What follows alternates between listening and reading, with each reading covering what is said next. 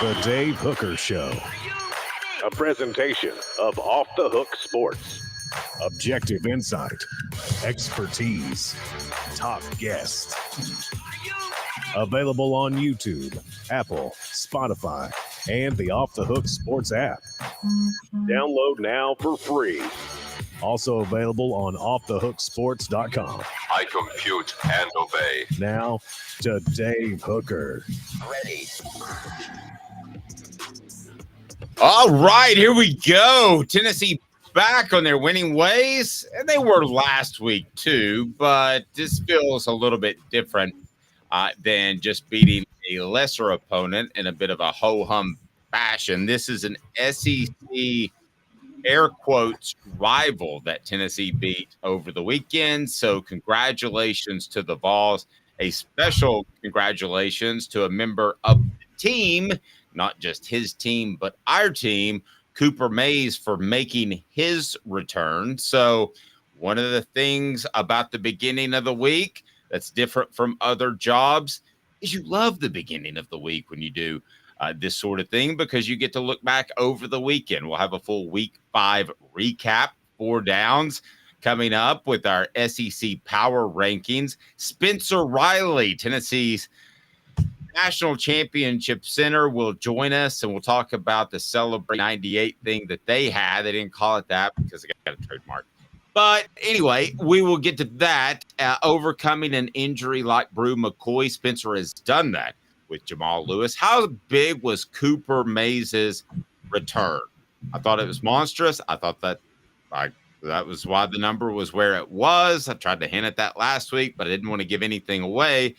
And also the torchbearers and report card. Who were the best players and where does Tennessee rank? But we begin with a very bizarre comment by Spencer Rattler, who may climb close to being the Tannehill guy, who I can't remember his name all of a sudden. I'm struggling with his name. The long-haired mullet dude in the 90s that beat Tennessee at South Carolina. Do you remember his name, Caleb? Wasn't it Steve? I thought Tannehill. Yes, and I've heard he's a great guy since.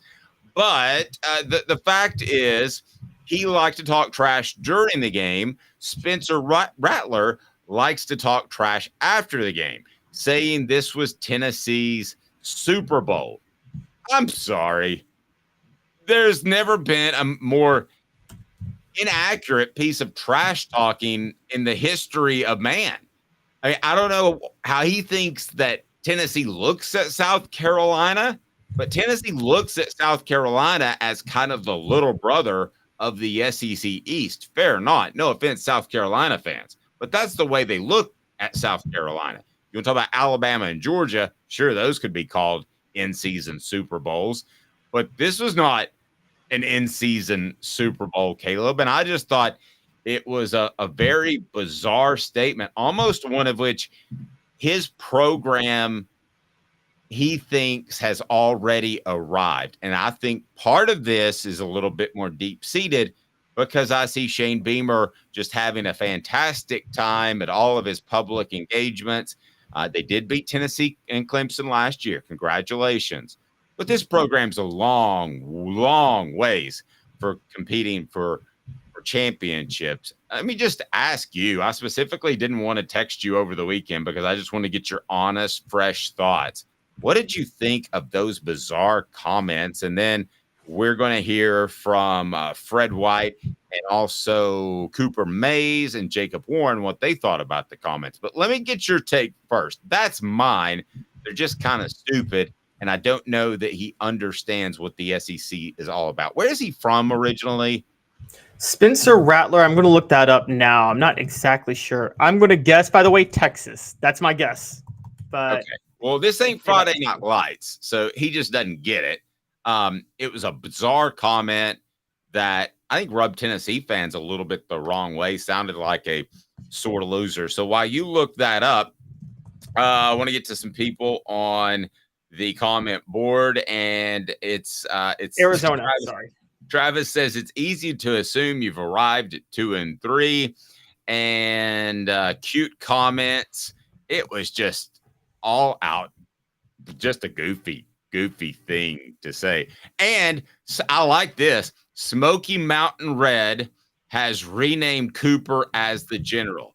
I will text him that during the show and see if he likes it. I think that's pretty good. All right, we're going to get to Cooper, and I thought he would have that much of an impact. I thought he moved the line because it leaked out that he was going to play Sunday, because all these gambling sites have guys in these programs, and that's why the line was 11 or 12 instead of 8 or 9. Cooper even said, do you think I could move the line that much? I said, I think you did. And I still believe that firmly. I think it would have been 8 or 9 and would have been way different. But Caleb, let's stick with our topic at hand and the comments. Just how did they strike you? I'm with you. They were shocking that he would say that. That was very much a sore loser statement to make. He was clearly very upset that the crowd got into it, that he didn't play well. He said in that same comment, he said, we're 2-3, but it doesn't feel like we're 2-3. I don't get that at all. I mean, you are what the record says you are. Also, okay, if you were 2-3, but like you beat the spread in 2 of those games or something like that, maybe you're 2-3 and 2 of your 3 losses, the other team covered the spread. Tennessee didn't just beat South Carolina. They covered the 12-point spread on Saturday. North Carolina covered the spread against them in the opener. So the only loss where they covered the spread in was against Georgia. So that's all they really have to hang their hat on, isn't it? Covering the spread against Georgia at this moment? Yeah. It just like you're go ahead. And so that's where I was kind of like, when you think, like, how does it not feel like you're 2-3? It's not like you lost 3 play. It's not like you lost all 3 games on the last drive of the game. You lost all 3 games by double digits. You're a 2-3 football team. And also, he played poorly on Saturday. Dave, let's call it what it is. Yes, Spencer Rattler has no help. We've talked about that. John Adams will be on the show and has been very high on him, and I understand it. Spencer Rattler has absolutely no help. He also, in my opinion, has really horrible coaching. I don't know why he ever committed to South Carolina. He shouldn't have followed Shane Beamer. However, he still played poorly on Saturday, and a lot of the stuff you might have thought about him as an NFL quarterback, you might have to reset your thought process on that. Because what we saw on Saturday, yes, he was under pressure, but if you're not blitzing him, if you drop back in coverage and you can get a little bit of pressure, he's useless. That's what we kind of saw with Spencer Rattler. Here's what our Sunday wrap-up had to say, and if you are not a part of that, you need to go ahead and click like and subscribe and be sure you've got your notifications on, because we're dropping stuff on Sunday like a clumsy waiter. So here we go. Here's what Fred White had to say about this must be Tennessee's Super Bowl. Tells me that some people don't need a microphone in their face. How about that? I mean, we expect to beat South Carolina. There's not a fan that will tell you, oh, well, we got to beat South Carolina. No, we expect to beat you. We expect to beat you every year. It just shows that your game was a fluke last year. That's it. I thought it did. And I think that this program as a whole, from the top down, South Carolina, no pun intended, it's probably a little cockier than they should be. Hey man, I enjoyed my fried chicken, my baked chicken, my grilled chicken, my wings, my chicken marsala all weekend. Pretty good stuff. Here's what he did, and that's Fred White. His appearance brought to you weekly on that Sunday show with Fred, brought to you by Herald Group Security Solutions, leadership experience. Wait till we get to Coop. It's classic. Leadership experience, specialization, addressing problems through unique mission-specific mitigation techniques. In other words, they make your kids safer. They're working with private schools now, but go to your public school or private school. Let's make the push. Let's make the legislation happen. HeraldGRP.com. Highly trained security individuals to protect your children at school. We've heard of the tragedies. Let's avoid them. HeraldGRP.com. All right. Here's what Cooper Mays had to say. Revenge or a reckoning, as they said on the television broadcast, was that in your mind heading into the game? No. Really? Not at all? No. I've only lost to South Carolina one time in my career. Like, I don't know. I think like Spencer Rattler said that that it was like our Super Bowl or something. I didn't see it like that. Okay. I was going to get to those comments. They were a little bit odd. What did you think of this being your Super Bowl? Yeah, I didn't think it was that.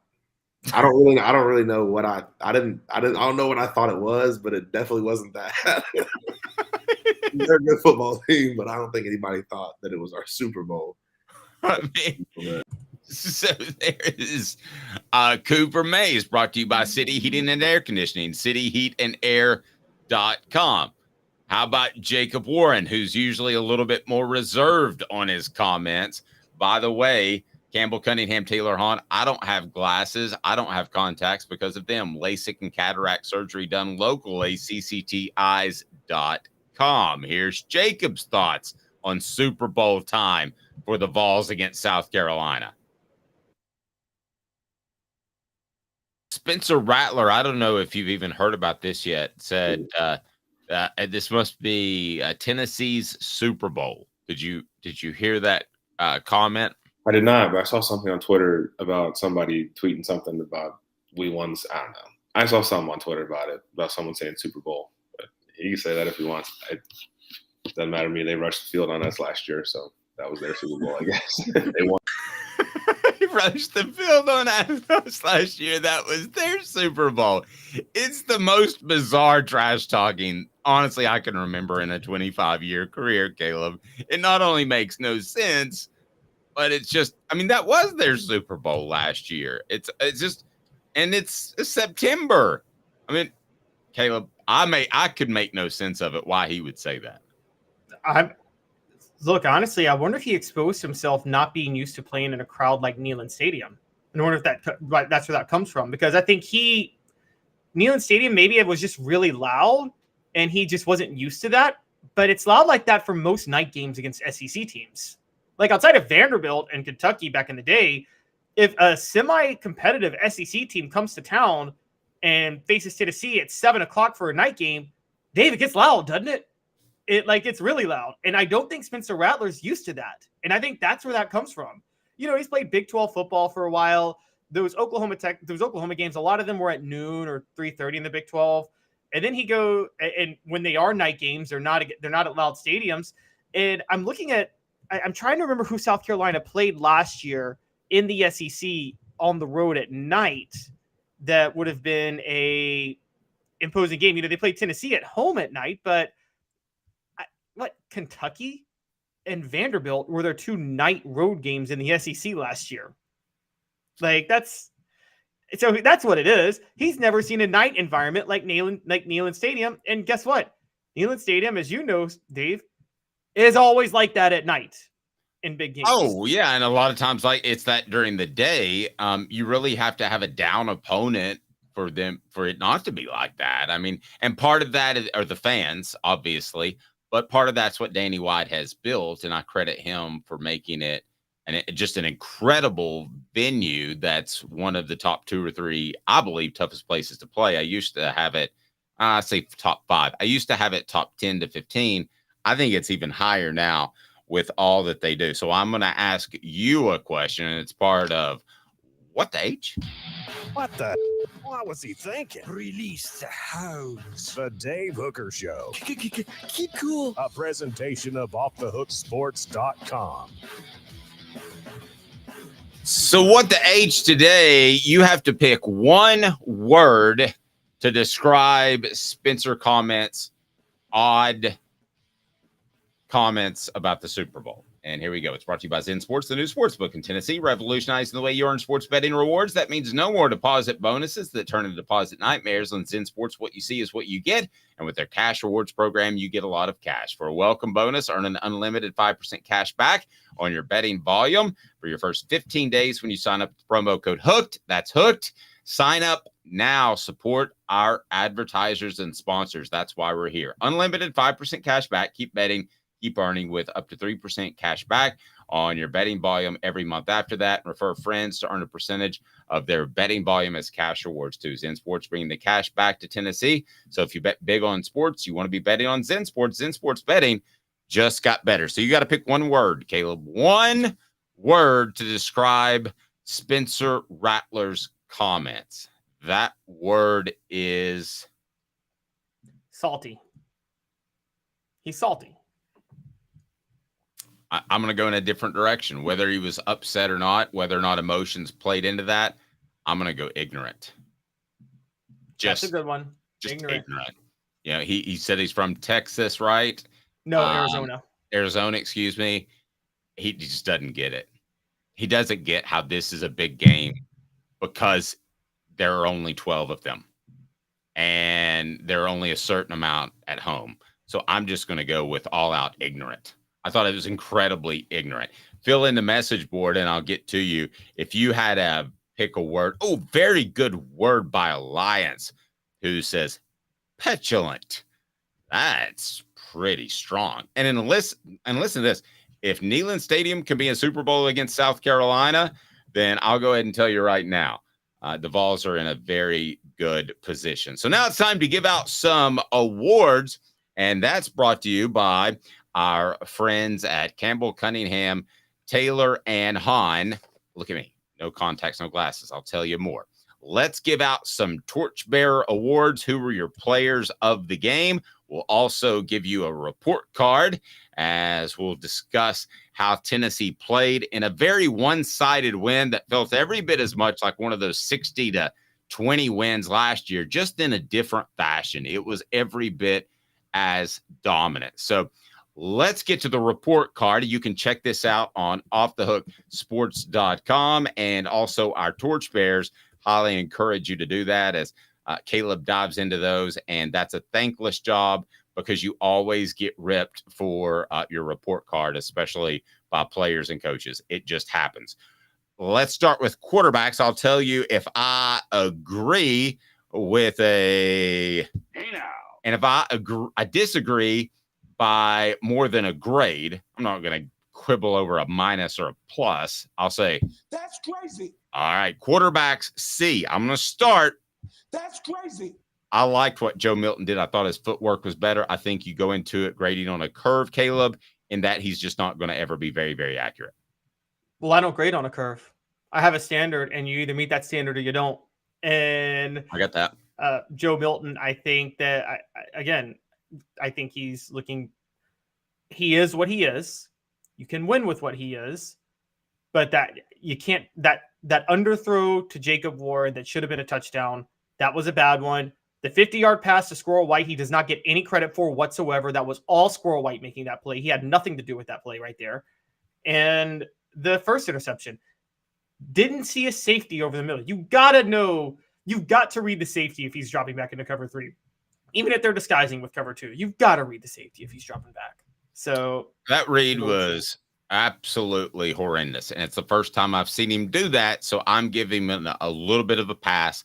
I would have a B, but I understand all that you said and completely jive with that. Running backs A-. Hey now. Yeah, it would have been A+ if Jabari Small did not have one fumble at one point that Bru McCoy recovered. That's the only reason this isn't an A+. In 3 seconds, can you find me a better group of running backs in the SEC? Not off the top of my head. No. Ole Miss has probably the best running back in the SEC, but I don't know that there's a better group in the SEC.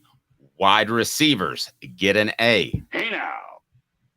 I agree. Wide receivers did everything right. I couldn't do A+ because none of them had a touchdown. There wasn't like a spectacular stat line, but they didn't do anything wrong. And Squirrel White, again, like I just mentioned, that catch is the catch. It's right now. It's the catch of the year. Not only was it a bad throw by Joe Milton, but he was interfered with the whole time on that play. And I think the only reason the ref didn't throw the flag was because he saw Squirrel White called it. In his credit, he didn't want to waste time with the pass interference penalty that he knew was going to be declined. I think he was looking for his flag, and then okay, if he did that, that's bad for him because he'll get graded on that. But it did feel like that. It's like he caught it. What the heck? Let's get out of here. You can feel it on the field when a team's getting outplayed, and South Carolina was getting outplayed both up front and at the skill positions. Tight ends A-. I'm going to give that That's crazy. Just because our guy Jacob Warren caught a touchdown pass. And I said I wouldn't quibble over half grades, but I'm going A+. So I'm quibbling on behalf of my guy Jacob Warren. It would have been an A+, but McCollum Castles did have a drop in the game. There was one drop by McCollum Castles, and that knocked it to an A-. To have an A+, you have to play perfect and be spectacular. No mistakes. Okay? Like Denzel Washington and remember the Titans. You drop a pass, you run a mile. I understand. But I'm looking out for my guy, Jacob. Offensive line, A-. I'm going to argue with you again. That's crazy. Because for Coop's sake, it was great to see him back. I'll give him an A+, but you tell me why you did not. Because even though he's better than Andre Keurig, one that's a very low bar to clear, Ollie Lane still had missed a couple of blocks at left guard, and he had a penalty. A-. That's true. Defensive ends, you gave an A. Defensive tackles, you mean? Oh, defensive tackles, A-. I agree. Yep, defensive tackles, A-. Would have been an A+, but that one run play, that 175-yard touchdown, I mean, that was partially on them. So, defensive ends, you give an A. No argument. Yep. 6 sacks on the. I said they need to show up. They showed up, and the younger players showed up. James Pierce and Joshua Josephs showed up more than Tyler Barron and Roman Harrison. Just want to point that out. Linebackers, I'm giving both. And that's crazy. I want to see from the coach's perspective more Arian Carter. So that's not really on the linebackers. They played great at an A-. I agree with that. But I just want to see more from Arian Carter. I want to see him more on the field. I want to see him doing some elite type of stuff, lining up at different positions. So A- is great for the actual play, but I want to see Tennessee's coaches do more with him. They were out of position on the one running play for a touchdown, which makes it an A-. I kind of agree, but right now you can't put him in over Aaron Beasley. Look, I'm eating a little crow on this. Aaron Beasley was amazing. Forget his stat line. How many times did he take the right angle to the outside to force the runner in? I mean, I've never seen a linebacker. I haven't seen a linebacker at Tennessee this good at taking the right angle in years. And I mean years. This is rare. Wow, good stuff, man. So Caleb goes from hating, or not hating, but thinking Aaron Beasley can't play to now one of the best in years, a turnaround, which just shows you that we don't get our feet dug in the ground and refuse to change our opinions. Secondary, A+. What? Hey now. Pick 6, Spencer Rattler held to 169 yards passing. Wesley Walker is a big reason it's an A+. How many open field tackles, Dave, did Wesley Walker make? A lot. I don't have the number. But it seems like he snuffed out a bunch of runs that could have been disastrous if he doesn't wrap them up in the open field. So yeah, A+ for secondary. Can't believe that. After an F- last year against South Carolina, an A+ this year. Kicking game, A-. Let's run through these before we get to Spencer Riley. Kicking game, Jackson Ross, great punting. Yeah, Charles Campbell made both field goals, no issues. Now that's different than the return game, which gets a D-, and for good reason. Hey now. Yeah, because of look, there was that fumble by D. Williams that he ran for a touchdown, and then there was the fail on the fake punt. So yeah. Yep, absolutely. And hand out our Torchbearer Awards. You tell me who you thought were the top players in the game on Saturday, Caleb. So give out the Torchbearer Awards. So I already mentioned Wesley Walker. He was great at open field tackling. I got Squirrel White, who had 104 yards receiving and had the best catch on the day. Jalen Wright, you could have given it to Cooper Mays, but I gave it to because of the blocking, but I actually gave it to Jalen Wright because I thought his running was incredible. Kamal Hadden, hey, where are the Kamal Hadden haters today? I want to see them. Kamal Hadden's been balling out. Pick 6, played awesome. And who Fred White called potentially the next Leonard Little continues to look like it. James Pierce Jr. is the player of the game. He had 2 sacks, but he was all over the field. Boy, he's good. I'm just telling you, he's good. Dan says the kicking out of bounds has to stop. That does. I think it will. That was off an unsportsmanlike conduct penalty. Be fair on that. Yeah, but I also think that Josh Turbyville needs to not try to kill the ball every single time. He has a very strong leg. He can kick at 80%, and it's going to go into the end zone. So you're good with that. In 90 seconds, we're going to visit with Spencer Riley, former Vol, talk about how special this Champions Week was and what he thought of Tennessee's win over South Carolina. 90 seconds, Spencer Riley, a production of Off the Hook Sports with Caleb Calhoun and Dave Hooker.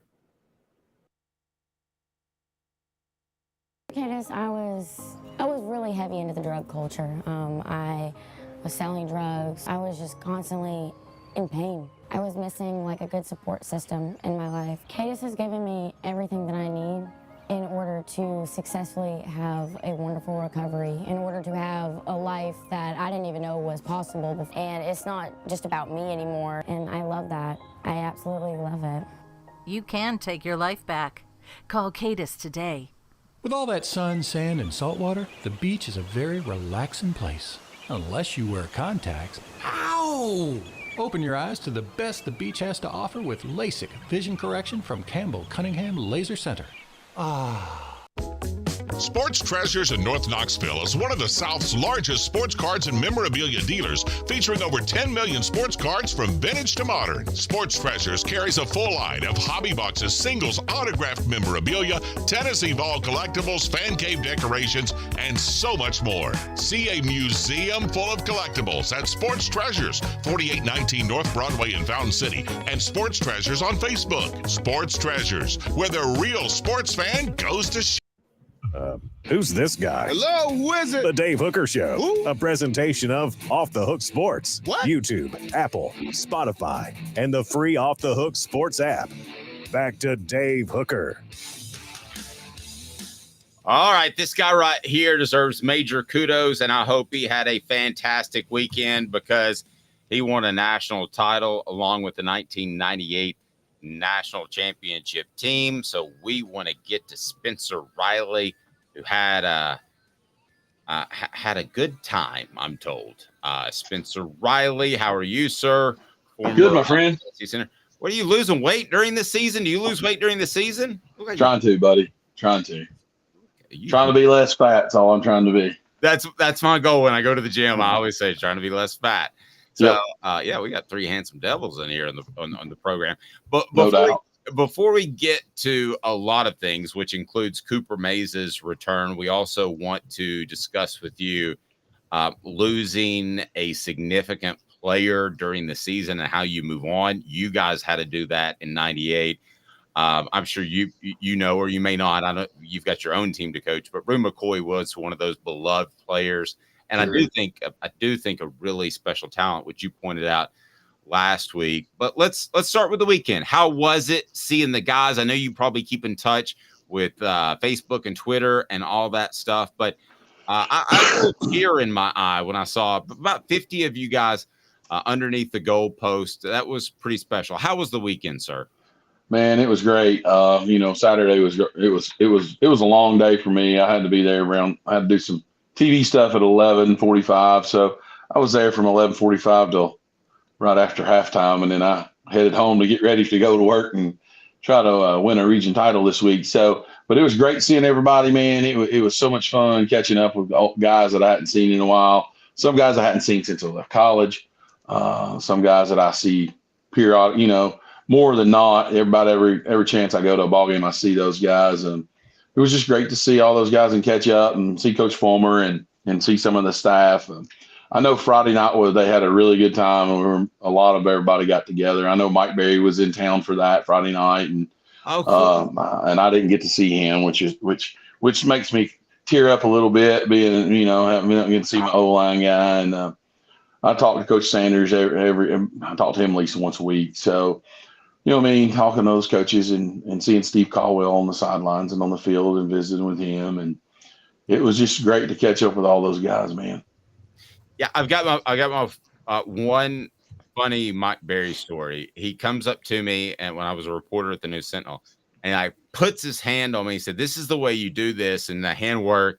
And I'm taken aback because, I've never had a coach or player actually put his hands on me to show me technique. And he stops in the middle of it. He goes, "You get a little uncomfortable by contact, don't you?" I said, "Well, Mike, when I don't know it's coming, maybe a little bit." That's Mike Berry for you, man. Makes everybody he'll put you in an uncomfortable situation if you don't want to or not. Just because, hey, that's the way as an lineman, you got to be in those uncomfortable situations to be able to perform. Yeah, I thought he was going to put me down on the pavement right there in the parking lot next to the practice facility. I want Caleb to get you started on Cooper's return, how big it was. But first, I do want to ask you, did you see the Spencer Rattler comments about how this must be Tennessee's Super Bowl? Did you see that? I read about it, but, hey, have fun, Spencer. Enjoy the rest of your season, buddy. So. Cheers to that. Caleb, get us rolling on the Coop. We're gonna call the General from now on. That's his new nickname. So we're just gonna throw that out there. It may stick, it may not, but we'll see. What do you got, Caleb? Well, a couple of tidbits real quick. ETSU, I can tell you right now, is very much missing Randy Sanders as head coach. I don't know if you guys are following that right now. And one of the starts of the Florida game, Spencer, in 1998, one of my earliest memories is I didn't know about assistant coaches or anything, but they did a big feature on Mike Berry and how it was such a big deal for Fulmer to get Mike Berry to be y'all's line coach that year and how much it really changed the way the offensive line played from 97 to 98. Oh, for sure, man. He brought a different mentality to the game of football, and it's a guy that I enjoy being around. He taught me a lot about football, and, he challenged you and pushed you to be the best that you could be every day, and it was great to be around him every day. He's a second father figure to me, just like all those coaches are that was on that staff. But Mike Berry is just a special guy. He's really good at what he does. He has connections with his players that you just don't get. Yeah, I could definitely see that. So diving in, I thought just the biggest 180 on Saturday, I thought it was so obvious Cooper Mays being back in the game. I think that's why Tennessee ran the ball so much better than they ran it in the first half against Florida. Did you notice the same thing? I know they say Tennessee ran the ball well all year, but I took that with a grain of salt because they played 3 bad teams outside of Florida. So did you notice a gigantic 180 in them, how well they ran the ball versus Florida? Well, when you're running the football, it doesn't matter who you're playing. You got to be able to execute. You got to be on the same page. I thought the flow of the game for the offensive line was so much better because I thought they were all on the same page for the most part. You're going to have your miscues here and there, and things like that's going to happen. But I thought Cooper played a pretty solid football game. I would say it was one of his best football games. He looked a little rusty. But again, getting us in the direction that we all needed to go and being all on the same page, that's the key. Yeah, and he admitted that he got a little bit gassed during the game and that he came out. Yeah, and that he actually came out and didn't play his best in the first quarter because that was his first time back in action. It just seemed – here's what I thought. Tennessee was already a good running football team if you want to look at the statistics. Yeah. Now, maybe that was situational, whatever.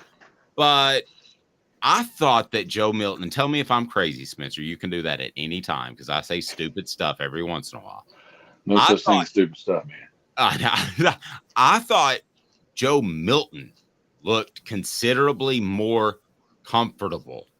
Just his footwork and everything in the pocket with Spencer in there as opposed to the previous four with Spencer in there, with Cooper in there as opposed to the previous 4 games. Did you?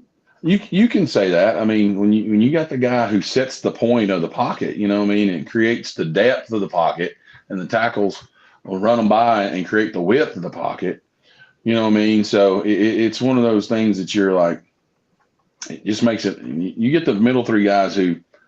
Hey, you got to create the wall. The tackles are to create the width of the pocket, and we as an offensive line, as a center, you all have to be. You got to understand what you're looking at. You got 6 sets of. You got 3 guys looking at and having their eyes all in the same place, and I thought they did a good job of that and battling and competing and being a little bit more physical there in their pass pro. Yeah, I think that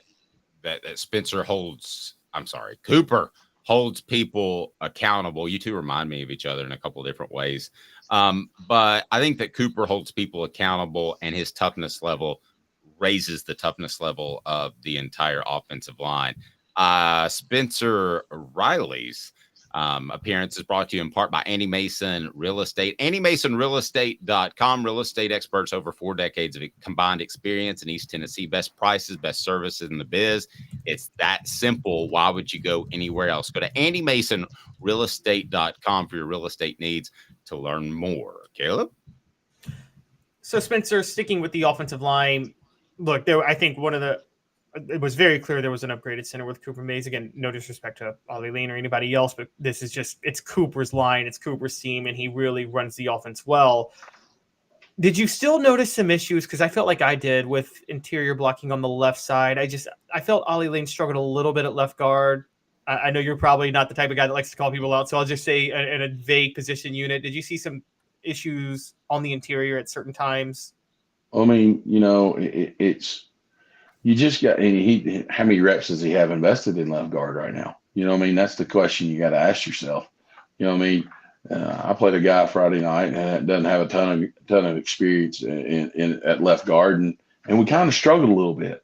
You know what I mean? But at times we were pretty good. But the kid knew where to go, knew what he was supposed to do, and we were able to make those adjustments and move accordingly, right? So, and it's kind of the same way at Tennessee. You know what I mean? A kid's been playing center all year. Now he never has a backside. You know, he always has a front side.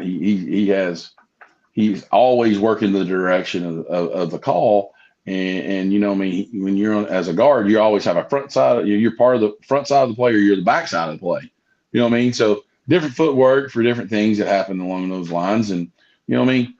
Until you build your reps up involved in that, and just being consistent with it on a day in and day out basis, it kind of gets a little dicey at times.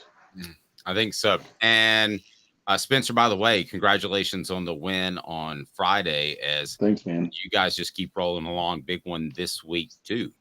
Yeah, man. When we win Friday night, we'll clinch a part of the region title here, and then we have We have 3 more games after that. But if we beat we got an opportunity to go undefeated in our region. Hadn't happened in Jefferson County since 1993, which was when I was a senior in high school. And I'm like, wow, that's a long time ago. I want a shirt. I want a shirt, and I want to wear it with the Jeff County logo every single Monday when you're on. That's if you can hook that up, because I got to get you a book too. Are you a size small? No, medium. Are you a medium? I'm not a medium. I'm still an XL. I'm still it's the broad, manly shoulders. I got you. Okay.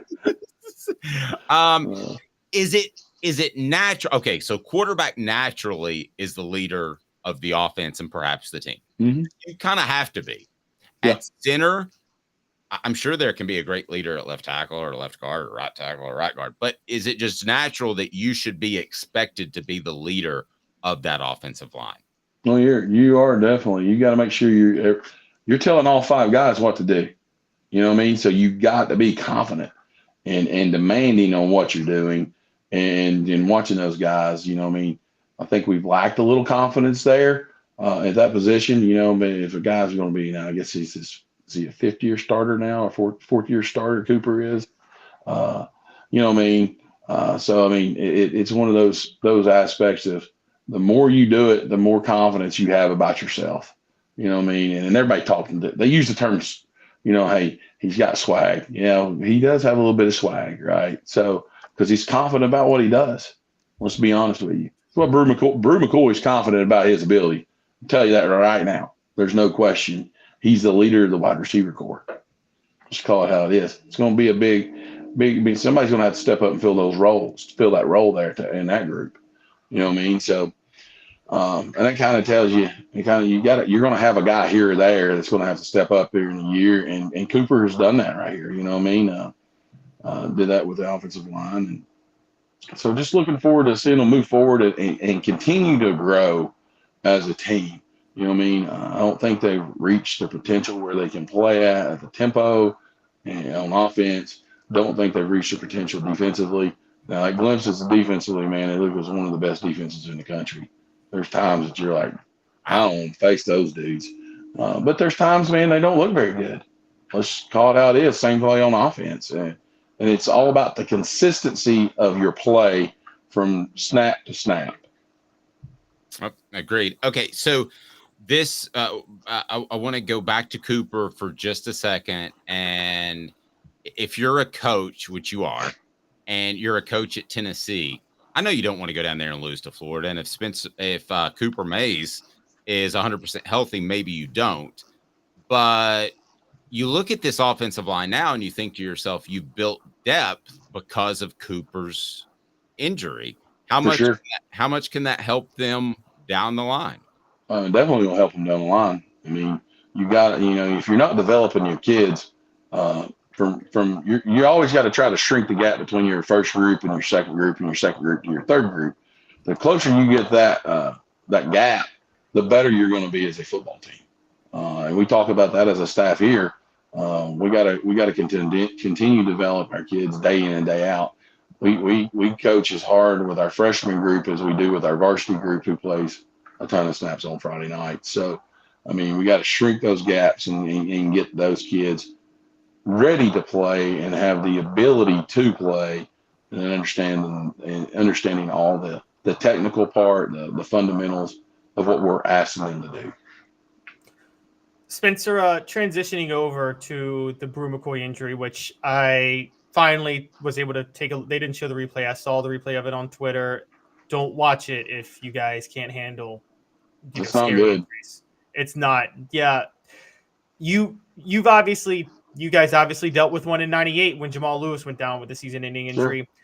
I know there's obviously the talk of next man up. You got to be ready, things like that. But from a mental standpoint, how do you prepare in the sense of, I know you're trying to focus and move forward, but don't you also have to put like the fact that you got to feel really bad for the guy when they go down for the season, right? Like, how do you move past that, feeling so awful for a guy?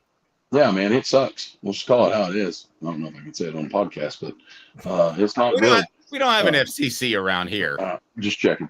It sucks. It sucks for him. You know what I mean? It sucks because he's one of your teammates. He's one of your brothers, and you don't ever want to see anybody get hurt in a game of football. But because it is such a violent sport, it does happen, and that's just part of the game. And we all know those risks. We all know those things that we go out every day and we put our body on the line. And I've had more surgeries than I can count because of the game of football. Wouldn't trade a bit of it for the world, though, because of the family and the brotherhood that you all got to see on Saturday night of us 50 guys were able to come back together.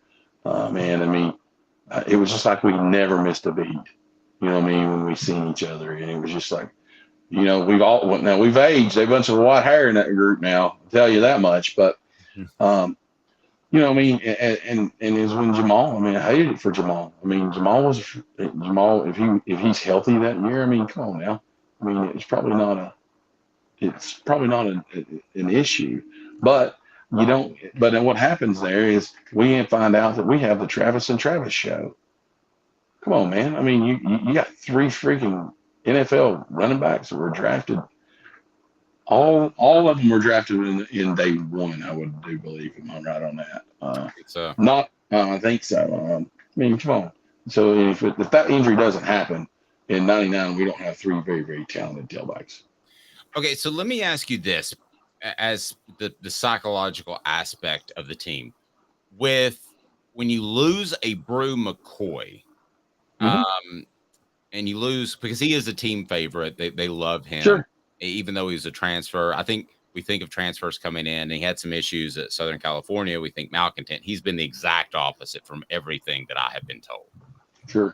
And when you lose a guy that you really like, and you've been there with Jamal Lewis, do you play for him, or does that sound cheesy, or do you just try to put it out of your mind? How do you handle it as a competitor to make sure it doesn't weigh on you? And it's worth noting Tennessee has an off week. Well, I mean, I guess I'm kind of a little bit different, and I may be different from most people, but from my aspect as a player, I mean, hey, I'm just got to move forward, and we got to continue to get better as a football team. The injury happened. It's in the past. We got so many ball games left to play. And we got to go execute, and we got to go win these football games and find a way to do that. And I know that sounds probably bad, but at the end of the day, he's rehabbing. He's getting better. He's still part of the team. He's still around, right? He's just not being a contributor right now. So you still see him on a daily basis. So it's not like he's over here hiding in the closet someplace or not being out here on the field on a daily basis. You know what I mean? So he's just not participating in games and practice, but he's still part of your teammate. He's still your teammate, your brother, and you just go out and you go out to be the best that you can be for your team, because at the end of the day, it's for the team. You know what I mean? And that's what today's football world is a little different from when I played. You know, it was all about team success. Now, I mean, these kids are got NIL deals, and they got to have some individual success to keep that money. And at the end of the day, they want to make that money just like you and I do. Spencer, it's funny because I compare the two. You guys didn't have any chance to like refocus because Jamal Lewis goes down. Y'all's offense struggled a bit at Auburn, and then y'all got a top 10 road trip against Georgia the next week. So there was no time for y'all to kind of think about or to, get used to it. But this team, how big of a deal is it that Cooper's back, but he's rusty, as you said. Ollie Lane needs to adjust a little more to playing left guard since he hadn't played there. And now they have to figure out what to do with their number one option with Bru out. Could they have asked for a better time for the bye week than this week? Well, you think of it one of two ways. I mean, I would rather not happen on the bye week. I'd rather have to be fast and try to figure it out as we go and be one of those deals that, hey, we don't have time to worry about this. We have to move forward. We have to go on, and we have to be the best that we can be next Saturday. Well, Tennessee has the luxury of being off. Now they got some time to work it. But me, I would prefer it. Let's go into the next ball game and let's make our adjustments and let's roll with it. Yeah, it's funny you said that. Talking to Jacob Warren and Cooper Mays on the individual ball reports, brought to you by City Heating and Air Conditioning and our friends at Campbell Cunningham, Taylor, and Hahn. Jacob said you'd kind of like to keep rolling. Coop said, probably from a conditioning standpoint, he's good with the week off. Yeah, I'm sure. Should have been running a little bit more, Coop. Doing a little extra. He was running in the pool, but that's not the same thing as running around in Neyland Stadium, pushing around SEC opponents that are playing, I guess, for the Super Bowl. So. Yeah, for sure. All right. The conditioning pushing around a 300-pound man, it's a little different than just running sprints, right? Let's just call it how it is. So you push around a big guy for 60 minutes. You're like, yeah, I'm tired after this ball game. You're sore. You didn't know you're sore in places. And well, I understand where he's coming from. Yeah, absolutely. All right. So coming up, we're rooting for you. You have a big game this week, and Spencer, the sooner you can get my Jeff County the shirt, the sooner I can rep it. But big game this week, and we're all rooting for you. Who you got? How you feel? I know it's just Monday. Well, we got West Ridge this week. It's it's a new school up there where they consolidated the majority of the Sullivan schools, the directional Sullivan schools, into one school.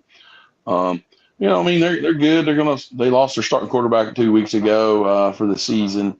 Kind of trying to figure out what they'll do offensively and do that. So we'll just figure out how all that goes, and we think we know what they're going to do offensively or defensively, but everybody pulls out something out of the trick versus us here the last couple of weeks. So so it's definitely be a fun time here in Dumpling Valley. It's homecoming, so big week for us here at the school.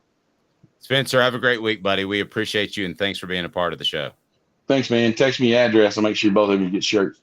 Sweet. I'll do that. Sounds good. All right. Any shirt representing a school that beat Steve Spurrier's high school is always good. Thank appreciate you, it, guys. Have a great week. Thanks, buddy. You too. I appreciate that. That was great stuff. And so I keep calling him Cooper because he reminds me, or Cooper Spencer, because the two remind me of each other. I think you would agree that both are overachievers in their play, although Spencer was actually surprisingly fast. He was in, you might be surprised by this, but before he moved to offense, he was like in the 4.7 range playing defense. Well, that's the thing. Spencer had to change positions, I think, 2 times, right? Because he went from defense to offensive line, but then he went from guard to center. Cooper was a natural born center. Like, he was a center the second he stepped on campus, and everybody knew it at that moment. Dave, I wanted to just add on the Bru McCoy thing. Is it just luck, or is medicine different now than just 17 years ago? And the reason I bring that up is the injury reminded me of the Tyrone Prothro injury, which ended his career at Alabama. Remember that injury? when he faced Florida? I hope. Yes, I hope medicine's different. Do you think if Tyrone Prothro has an injury now, he probably is still playing football or able to come back? Was that 10 years ago, 15 years ago? That was nearly 18 years ago. Remember, it was 18 Mike years Shula ago. was at Alabama. They have a 31-3 lead at Florida in the fourth quarter, and he throws a pass into the end zone to Tyrone Prothro.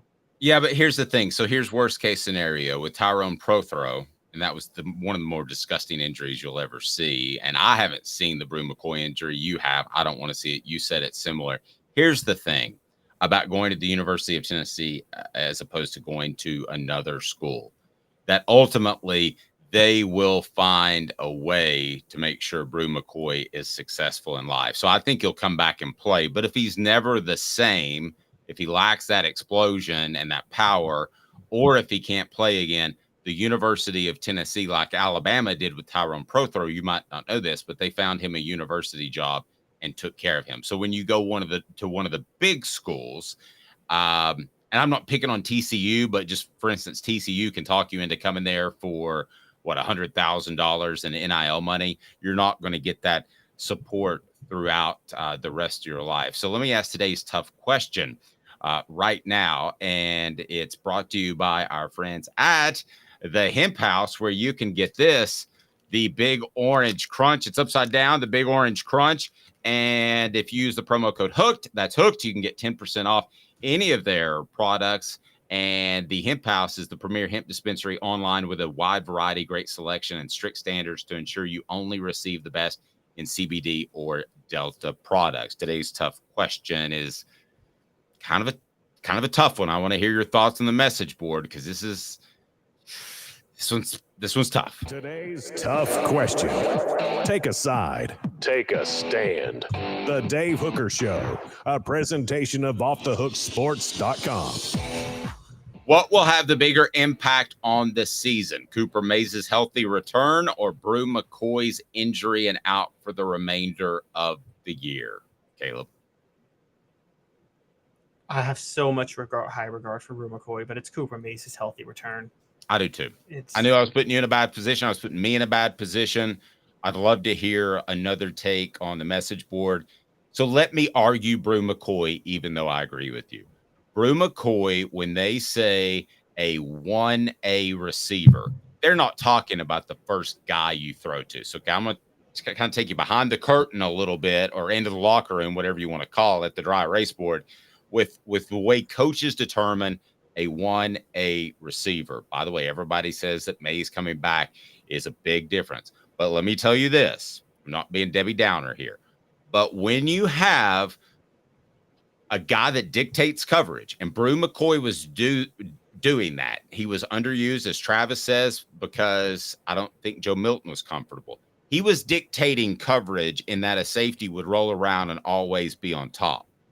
That's the same thing that he did last year, and Cedric Tillman was supposed to do, and that's why Jalen Hyatt was open so often. So, Caleb, it's a bigger deal than I think some people are throwing out there at this point. It's easy to say, hey, just throw Ramel Keaton in there, and Tennessee will be fine. No, I don't know that Ramel Keaton is physically gifted enough to dictate coverage. I think he's going to go against a lot of cornerbacks that will win the lion's share of battles, or at least the majority of battles. That's what Bru McCoy was doing for this team, from coaches and scouts that I talked to, that watch what the all 22 is a horizontal camera from the end zone. You can see all 22. Well, people were adjusting for Bru McCoy because they were scared of him. That's why he hadn't gotten as many balls to this point. Also, the Joe Milton being uncomfortable. They don't have that now. So it will affect the other two receiver positions. It's a big deal. Now, Travis says hopefully Thornton can fill that gap. Let's talk for a second about who could fill that gap. Caleb, I don't know that it's Dante Thornton. He was out with an injury, and he's had a bunch of drops, and I don't know that he's a natural 1A receiver on the outside. Maybe he can prove to be that, but I don't see him as that player. I thought Bru McCoy, when Cedric Tillman got hurt last year, was that player. We always thought Dante Thornton was going to be a slot receiver, didn't we, Caleb? We did. We just thought he was a bigger slot receiver. Yeah. I don't know that he's that guy. I think it's probably Keaton. Will coverage be dictated by Keaton? I don't think so. I think this is a more significant loss than even people are giving it. I think it should be Nathan Leacock. He was balling out in practice last year, but they didn't put him on the field much. I think Josh Heupel, again, Josh Heupel, the play caller, amazing. Josh Heupel, the talent evaluator, I keep questioning. And I think Josh Heupel is now giving seniority to players he picked. Now, he picked Nathan Leacock, but he also picked Chaz Nimrod and Caleb Webb, who are a little bit older than Nathan Leacock. But Nathan Leacock is the only receiver over 200 pounds that's in the rotation right now. Dante Thornton, he's 214, but I'm going to be honest. Dante Thornton, for someone who's 214 pounds, plays like he's 170 pounds. I'm just going to call it what it is. He is soft, and I'm not afraid to use that word for him anymore, honestly. And so I think it's got to be Nathan Leacock, unless there's something in practice we're not seeing. But I get your point about dictating coverage. I mean, you covered the 06 and 07 teams. Yes, Lucas Taylor got 1,000 yards receiving. He didn't dictate coverage the way Robert Meacham did the year before, though. Amen. That's and when you have to roll coverage over the whole time, it changes things. Not to get sidetracked, but that was one of the things that Deion Sanders brought to the game, and the elite corners bring to the game. They could take one receiver out, so then you could actually roll coverage to the weaker receiver. So he's pretty much done. I mean, he's not having any sort of a game. I actually did some research, funny enough, what they typically did with elite speedster cornerbacks like Deion Sanders back in the day, because I know I told you back and forth back a few months ago, but I kind of learned this. They would put Deion Sanders on the elite number 2 receiver to take him out fully. So the Cowboys game, I was wrong about it. The Cowboys 49ers game that we talked about that I told you a few months ago, they had Deion Sanders on Alvin Harper to take him out of the game. And then they were like, okay, we can have 2 guys worrying about Michael Irvin, because Deion Sanders can just fully take Alvin Harper out of the game, and Alvin Harper was useless going against San Francisco in that one. And yeah, I'm not going to quibble with you on that, but there was a lot of Deion on Michael Irvin in that game, because you remember your losses, Caleb, and I remember that game. But I think that Tennessee can move on. They can have a fantastic offense, but finding a guy who could dictate coverage would be huge. SEC power rankings, where do the Vols stand now? Did they dropped in the AP poll, Caleb? What the H? They did. Behind Missouri. Well, obviously Missouri has that quality win over Vanderbilt, Dave. Don't you know that? Did they drop in the coaches poll too? No, they moved up 1 spot in the coaches poll. So they're 18 in the coaches poll, 22 in the AP poll, but Kentucky and Missouri both jumped ahead of Tennessee in the poll, but LSU fell behind them in the AP poll. So yes, that's why they fell 1 spot. And using my corny Dave humor, Travis says you'd be a Nimrod not to like a Nimrod. Well, you wouldn't be a hooker if you did it for free. So 2 minutes, and I'm going to tell you why the coaches for once have it right in their ratings and the AP does not. You'll never hear me say that if you listen to the program for 10 years. With Caleb Calhoun, I'm Dave Hooker. Back in just 2 minutes. Hang tight.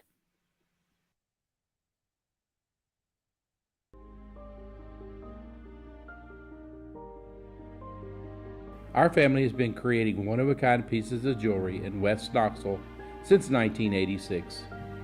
Each piece is a combination of unique processes that bring your idea to life. Every day in our shop, a truly special item with a story all its own is being manufactured in our facility, bringing the history and family sentiment into a whole new generation of life. We're grateful that you chose us to be Knoxville's best jeweler, a title that we value and respect. Because to me, being a jeweler and owning a jewelry store are not the same thing. I'm Rick Terry. I'm a jeweler, and we want to be your jeweler. Kingston Pike and Campbell Station Road in the heart of Farragut, and downtown on Gay Street right next to the Tennessee Theater. Hi, Mike Davis here with City Heating and Air, reminding you to always dare to compare. Our team provides quality local heating and air service, installation, and maintenance across East Tennessee. We use only the best equipment like American Standard heating and air conditioning for your residential, new construction, or commercial needs. Honesty, dependability, and customer satisfaction have been the cornerstones of our business since 1961. City Heat and Air. Dare to compare. These mountains hold and defend a spirit far better than moonshine. A drink that holds flavor that becomes necessity. A hard cider made and relished by folk who are as hearty as they are legend. A refreshment that can only be found in one place. With a taste that makes you say, give me 3 bottles of the good stuff. Tennessee Cider Company, where necessity can be found. Who's this guy? Hello, wizard. The Dave Hooker Show, Who? a presentation of Off the Hook Sports, What? YouTube, Apple, Spotify, and the free Off the Hook Sports app. Back to Dave Hooker. I want to get to the power rankings here in just a moment, and that'll be brought to you by Rick Terry Jewelry Design. But first, we got some people calling out some other media members on our message board. And I'm not going to share the info just because I don't see their votes in front of me. I know you can look them up, but listen, here's the way you should do AP voting, guys. You should wake up on a Sunday morning and dread it. Okay, if you get asked to be an AP voter, everybody has told me this, and I've not been asked, but I don't want to be asked. If you take it seriously, you should take 2 or 3 hours out of your Sunday morning to put the list together. It should be volatile. In other words, if I'm just throwing this out there, if Vanderbilt beat Georgia by 40 points, then Vanderbilt should move up like 10 spots and Georgia should drop like 20 spots. It should be very volatile. And then as you go along in the season, it's the collection of work. But that's not the way some people do it. And they think of it as a pecking order. I'm trying to figure out how Missouri goes above Tennessee in the AP poll. And Caleb, can you take a look at Missouri's schedule? And while I don't know how good Tennessee is, because 3 of their 5 opponents have been and 1 in Florida is probably after they got beat by Kentucky. But give me Missouri's schedule right now before we get to the power rankings. So South Dakota, they beat Middle Tennessee by 4. They beat Kansas State off a 61-yard field goal, Memphis, and at Vanderbilt. Now, before you say anything, I'll say this. If you were going to leapfrog Missouri over Tennessee after beating Kansas State, fair. Okay, that's fine. You want to say that was the week Tennessee lost to Florida. You can say Tennessee lost to Florida. Missouri beat a top 25 team. They should leapfrog. Fine. But how do you make that decision after them beating Vanderbilt and Tennessee beating South Carolina? That's totally inconsistent. I don't know who went out of 10 times. South Carolina, Vanderbilt meet on a neutral field. How many times does South Carolina win that game? Every time this year. Every single time. Last year, maybe a little different story, but they're winning every time this year. Yeah, I was going to say 8 or 9. That's pretty much every time. So, all right, let's get to the power rankings. Power rankings, we have a new number 1. Why do you have Alabama over Georgia? It's on offthehooksports.com. Is Nick Saban finding his flow with Jalen Milroe? Didn't mean for that to rhyme. Go ahead. So I think that look, before I say Alabama's number 1, and I'm going to say this in the next segment too, people are really overreacting to Georgia struggling at Auburn. I don't think that that's the biggest deal. But now, which Alabama, I disagree with, but go ahead. Okay, we'll get to that. Alabama dominated Mississippi State. I mean, they dominated. And I think they're finally deciding we're not going to make Jalen Milroe a pocket passer. It's just not going to happen. He's not like a Jalen Hurts who they could trust to drop back and throw and then take off and run. They're like, okay, we're going to make Jalen Milroe like almost a Vince Young, Michael Vick type. You know what I mean? That is just a run-first quarterback if it's period in the story, and will try to make some big plays happen through the air when he can. And they've adjusted the offense, and it's very clear they're doing that. Also, one of the things that I think helps Alabama for me this week, that win over Ole Miss looks a lot better than I thought it was. I mean, let's call it what it is. Ole Miss playing the way they played last weekend, you got to sit there and say, okay, that was a good win by Alabama. They're getting things together, and that Texas loss is not a bad loss. Texas just beat an undefeated Kansas, which, I mean, I know it's Kansas, but still, they're looking really good. So you got to put Alabama back at number 1. I don't have a problem with that, but I do think Georgia is still the better team. One last thing on the message board. Rocky Top Tom says on the AP poll, Missouri is 5-0. We're 4-1 against teams which are mid to horrible. I get that, but it's a trip to the swamp, so you have to factor that in. And frankly, to some extent, only about 10% I factor in what happened last year in the Tennessee-Missouri game. I think they're significantly better. Well, but I don't want to talk it's about also, people. Your poll's better. I don't want to talk about you. We'll get to the It's also just I'm disappointed that 75% of the voters I don't think take it very seriously and they just fill it out. I take like 2 hours on my Heisman vote. I really take it seriously. I don't want to be an AP voter. If they asked me, I wouldn't, which I don't think they're going to, but I don't want to do that. But anyway, I want to get to your rankings. Your rankings are better, and it's not close. Well, these are power rankings. These are my actual top 10, to be fair, which is totally different. I know, but this right here is more solvent and more representation of college football than the AP poll this week. And usually I'll say that about the coaches poll, but the AP poll was off.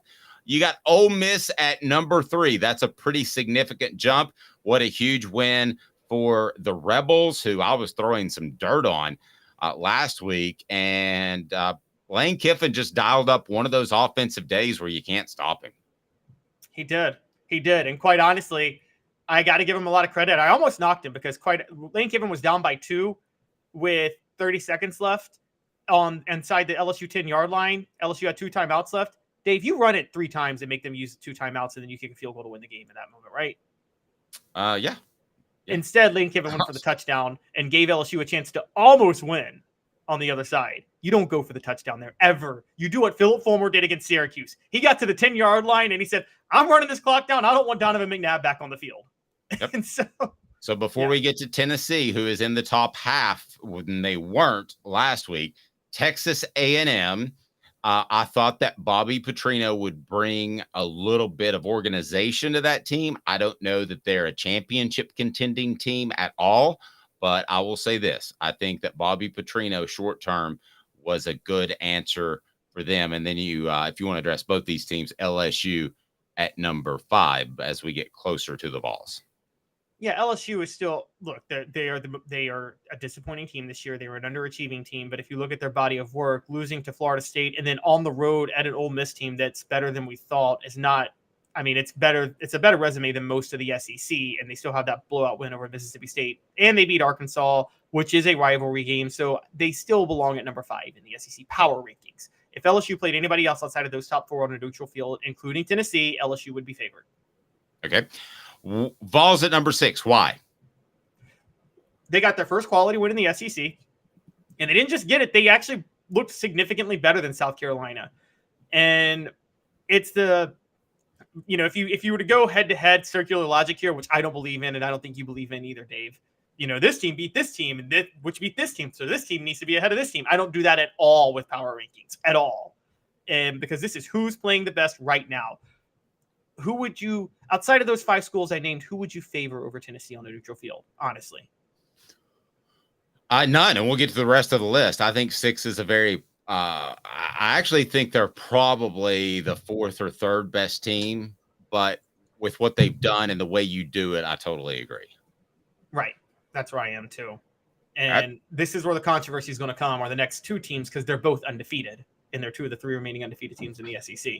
Okay, so after that, you got Kentucky and Missouri. So Kentucky undefeated, Missouri undefeated, but in the power rankings, they're just languishing down there in the middle. What are you doing, Caleb? Do you just not like the Wildcats and the Tigers on the ladder? So Kentucky fans will lambaste me for this because, look, we both picked Kentucky to cover against Florida last Saturday. We both thought they were going to actually beat them pretty significantly.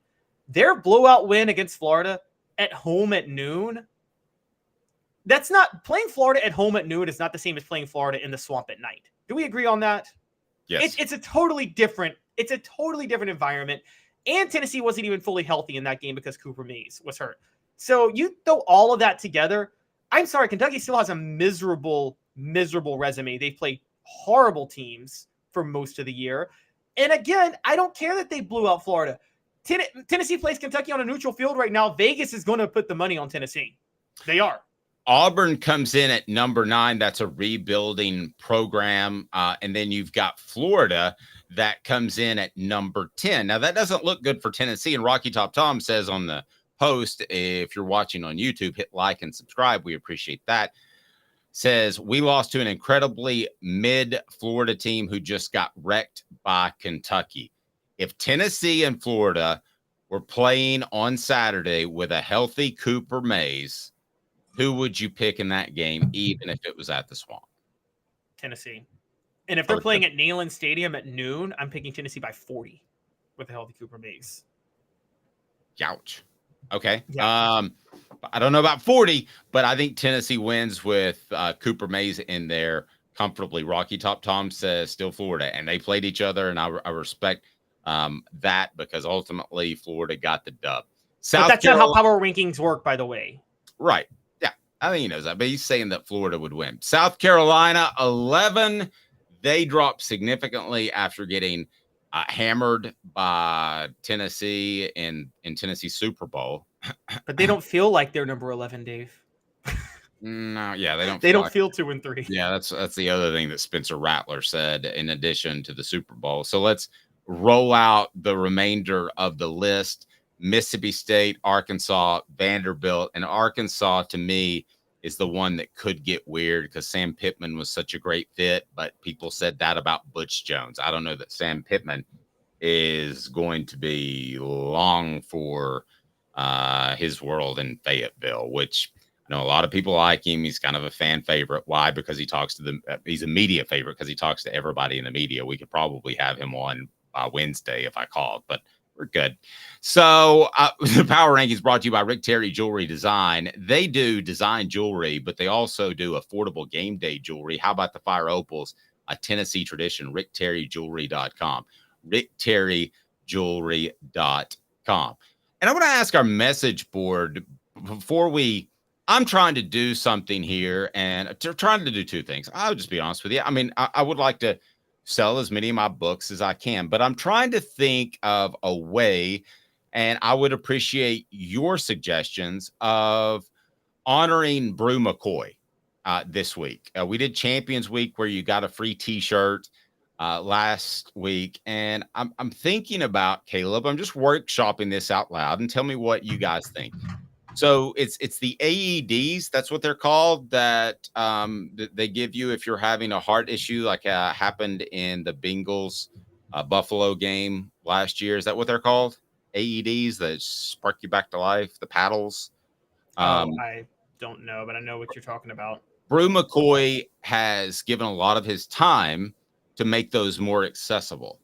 So I'll ask the message board, what do you think about a portion of the proceeds from the book going to Bru McCoy's, it's not a foundation, but the group that he supports? I'm curious what you all think about that. If that sounds like just corny marketing, taking advantage of a situation, tell me. But I think, Caleb, you know me well enough where I do want to give back, and I do want to make this world a better place. So the units are about $2,500. So I'm trying to figure out a way to buy at least 1 unit. That's my goal. And we're going to do some workshopping on that. But if you haven't ordered the book now, please do so. And it'll be retroactive, whatever we figure out. You can order the book right down below. I want to thank Hound Dogs for a second for, Travis says, makes me feel better about buying 2 books. So, okay, we're just going to do that. How about we say $5 of every book goes to the foundation that Bru McCoy currently works with. And I'll have to look up the foundation because, again, I'm workshopping this out loud. But I will, $5 per book will go to his foundation. And who knows, maybe we can, the charity that he supports, maybe we can buy one of those machines and maybe it'll save somebody's life. That, to me, is better than selling 1 million books. That would be absolutely incredible. Well, I don't know, maybe 1 million. I could start my own foundation, but we're going to go ahead and implement that, and we'll have a social media post on it. But if anybody wants to go ahead and buy one now, it's basically going to be retroactive now. So $5 for every book sold for the remainder of this week, and we'll just run it all the way through until Texas A&M. $5 for every book sold goes to support Bru McCoy and the charity that he worked with about getting one of the AEDs, I believe they're called. Google that for me. Make sure I'm not talking out of my, you know what. And that's what we want to do. Because they're personal. Yep, they're American AED. They sell home personal use defibrillators. Defibrillators. Excuse me. Yes. So if we sell enough to provide half of one, I'll take that. Hopefully we do more than that. But again, I hope you don't think this is a cheesy marketing thing, because it's not. Because I just was brokenhearted for the kid. Because listen, people that transfer used to always be malcontents. Period. End of discussion. Alvin Kamara is the ultimate example of not a malcontent, and I was blown away by him smiling all the time, and he wasn't playing enough. Bru McCoy shows up. You had the domestic assault issue that went away somehow at Southern California. They tried to hold up his transfer, and he's nothing but a great man while he is on campus. That to me was something special. So I want to do something, and I think that's going to be it. $5 for every book sold until the Texas A&M game, and we may do it beyond that. We'll go to Bru McCoy's foundation. I'll find that out. We'll have it on a social media post later today. But if you decide to order, go right ahead. So up next, we have some recaps, and it does affect the Vols in a number of ways. So let's go ahead and get to that right now. It'll be 4 downs, and 4 downs, we get to play for the first time with the guy back, Cooper Mays. 4 downs now, brought to you by Sports Treasures. 4 downs. 4 questions. 4 answers. The Dave Hooker Show. 4 downs. A presentation of offthehooksports.com. All right, here we go, Coop. Let's go ahead and get us started. 4 downs brought to you by Sports Treasures. What should people do? Cooper Mays? Cooper Mays here. Hit like and subscribe. Hey, and I really mean that, because we're almost at 3,000 subs. So if you could tell a friend, that's a big deal for us. I mean, that would be super cool. I mean, we just started this thing like a year and a couple of months ago. So we're really excited about where we're going. And let's start with the first down. Cooper? Coop here. First down. I can't believe that my guy Caleb is saying this. Nobody has been hotter on the LSU Tigers than Caleb, and to some extent me. So, Caleb, we're both wrong. LSU is done. They are done. They are done. They've lost 2 games. I mean, even if they were to beat Alabama, which now I don't think is going to happen because they have to go to Alabama, they're not going to the college football playoff at this point. I don't see any path for them. It's over. And honestly, given what they hoped for the season, Dave, you've covered teams like this when they hope to play for a national title and they were out of it in September. It's really hard to refocus and still play hard the rest of the season, isn't it? Almost every team I covered in my first 10 years was like this because of the Florida game.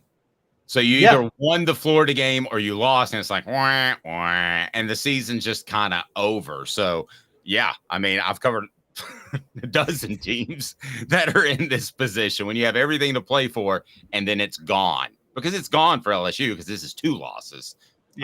So it's gone. Alabama, let's talk them. What down, Coop? Cooper Mays here. Second down. All right. Alabama's looking better. They are.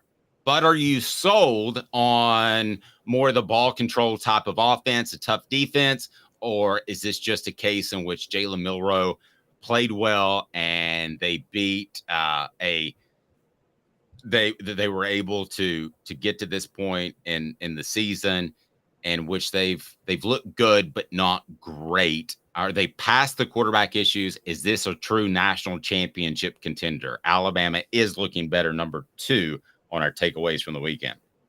Yeah, I think this is I keep calling it, this is an era of almost a defensive renaissance in college football. If you look at the scoring, points per drive, points per possession, number of possessions ran in games, data and things like that. And it kind of fits Alabama. They ran Jalen Milroe 11 times over the weekend, and I thought that was perfect. Now, they did run him more times against Texas, but that doesn't really count because Texas had 5 sacks and they pressured him a lot and he was forced to run. I think there were more designed runs for Jalen Milroe. and they're going to work to keep it on the ground. I mean, Dave, we're looking at they're not, Jalen Milroe is a Eric Crouch, Nebraska type quarterback. They're not going to run the option. They're going to run a pro style offense, but it's going to be very much about they threw it 12 times on Saturday. Yep. And this one, no completed 10 of those passes. And I feel like this is going to be a fumbled snap because Cooper's going to snap it to me. And I can't believe I'm about to ask this question. Sports Treasures carrying over 5 million sports treasures and so much more. Follow on Facebook for the best sports memorabilia daily updates. Go to Facebook, sportstreasuresTN.com. So number 3, which is down. Tennessee center Cooper Mays here. Third down. On Caleb's takeaways, Pac-12 race remains wide open. Is this Pac-12, which is about to be the Pac-2, is it the best conference in the nation? Certainly the most fun to watch in the nation. There is no better conference to watch in football right now. It is, guys, tune into some Pac-12 football right now. This is fun to watch. Oregon State loses to Washington State. They come around and beat Utah on a Friday night. Colorado hangs tough with USC. USC is undefeated still. You got USC, Washington State, Washington, all still undefeated. I'm missing Oregon, all still undefeated. I mean, you're looking at maybe 2 teams from the Pac-12 in the college football playoff this year after they've been iced out every year since 2016.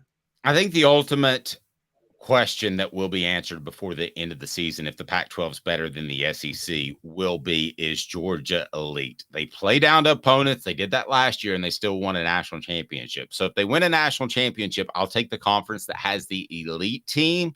But as of right now, I think you could make the argument that the Pac-12 is the best conference in the nation, which is bizarre. I don't know that there is an elite team in the nation. If there is one, and it's Georgia, and they're playing down to their competition. Tennessee fans should love this next one. It's 4th down. All SEC center Cooper Mays here. 4th down. Colorado has some fight. Guys, you may not like Deion Sanders, but I am telling you, Deion Sanders is doing it in a different way, but he's doing the same thing at Colorado that Josh Heupel is doing at Tennessee. It's very transfer portal-ish.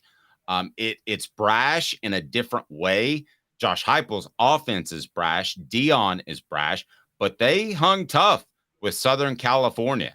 And I'm telling you, they're only going to get better. And I feel the same way about Tennessee. Tennessee may have missed on some transfers this year, but I don't think that's going to be the rule. I think that's the exception to the rule, Caleb. So you may not like Deion Sanders, but that's exactly what Tennessee's doing in a different method.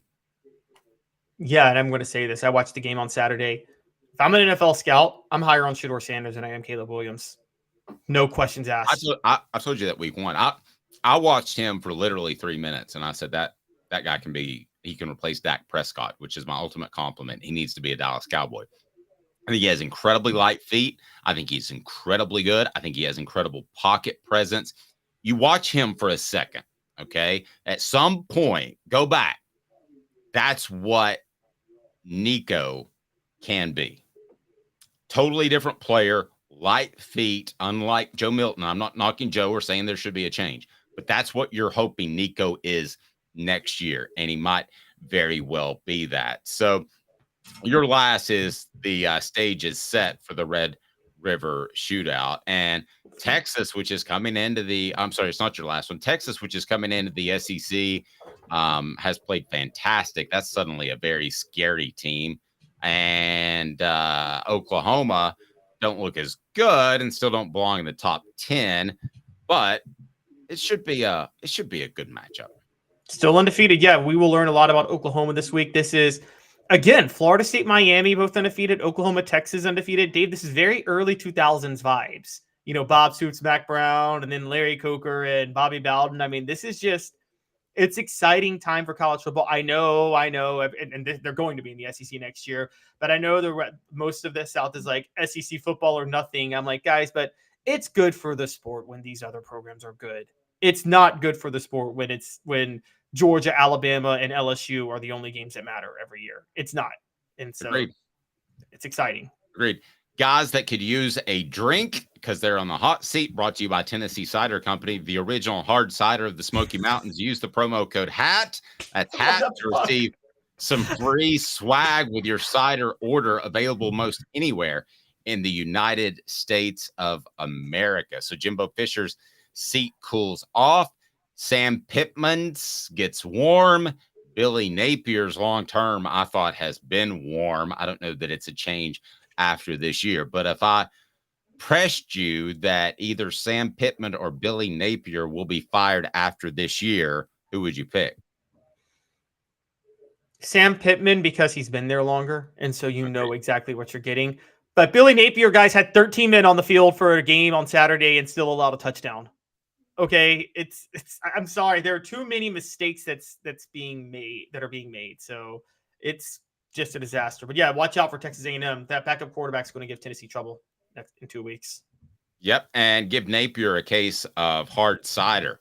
By the way, go support our sponsors. I'm telling you, that's why we're here. Go to tncidercompany.com and use the promo code HAT, and you can have that cider delivered almost anywhere in the United States of America. All righty, and as we go through, we've got it was a weekend of historic comebacks. That was pretty strong. And then let's take a look at the Heisman race. You've got Cameron Ward, number 1, Caleb Williams, Quinn Ewers, Michael Penix Jr., Shedeur Sanders.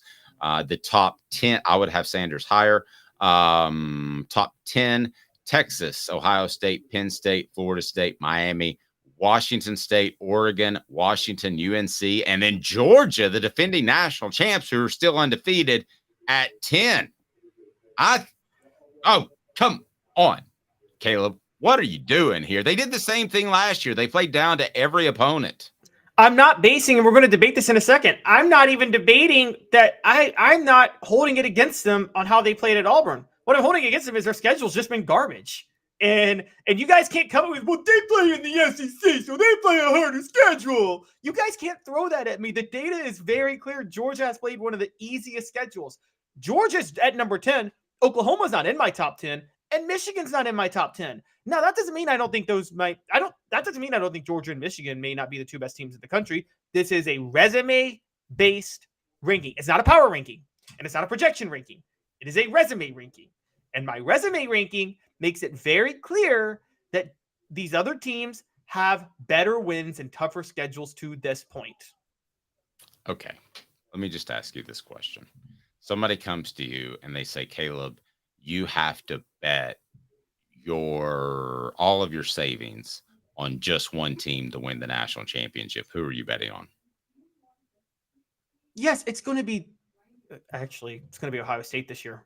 I think they're better than Georgia this year. I picked them to win the national title at the beginning of the year. I bet more on Ohio State. I would take Georgia. To me, there's not a close second. But I would take Georgia over almost any other team. But Dave, that's not what these rankings are. These rankings are resume based. Period. End of story. Georgia's resume is not good yet. It will be. They'll probably still get into the playoff. But right now, they are not. They are barely top 10. And again, I don't even have Michigan in the top 10, and I'm sure most people have them top 3. No, I'm still taking Georgia in that regard, and I'm gonna take Southern California over Ohio State as well. But we differ there. Now, is this a Georgia team that Tennessee can, should, or will beat? I'll just say can. I think people, again, I'm going to actually defend Georgia here. People are overreacting to the Auburn game. That's a rivalry game on the road against a very good coach in Hugh Freeze.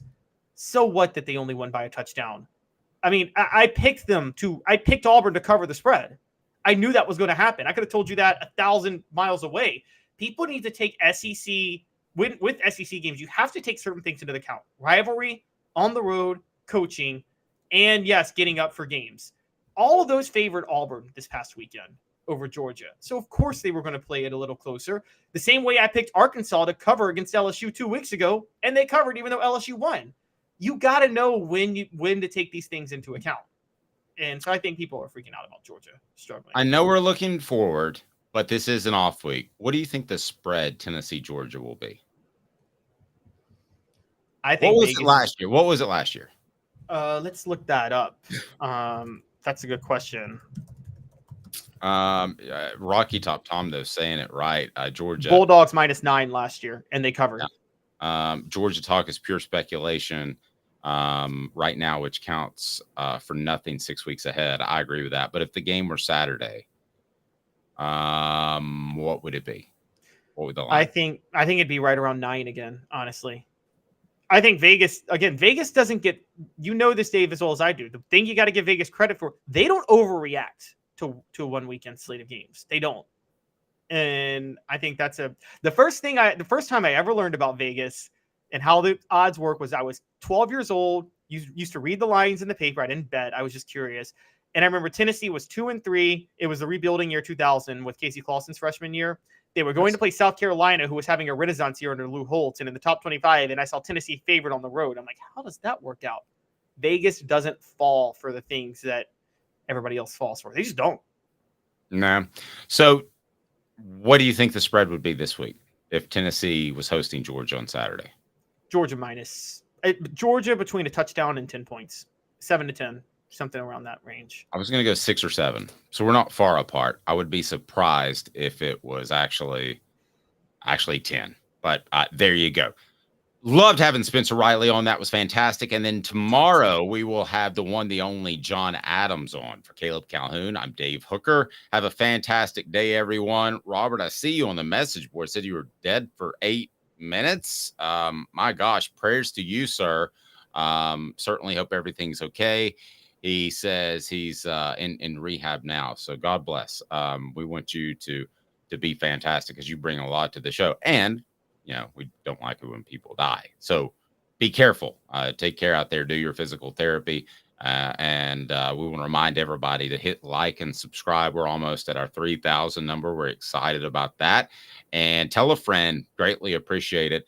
Want to again thank everybody that came to Hound Dogs. And that was on Friday with Fred White. We'll do that again for the Texas A&M game. I had a half a dozen people come up and say, hey, listen to the show all the time, which was pretty awesome. So I was very, very pleased. Friday was a special day. For Caleb Calhoun, I'm Dave Hooker. God is good, Robert. You're right. God is good. This has been a presentation of Off the Hook Sports.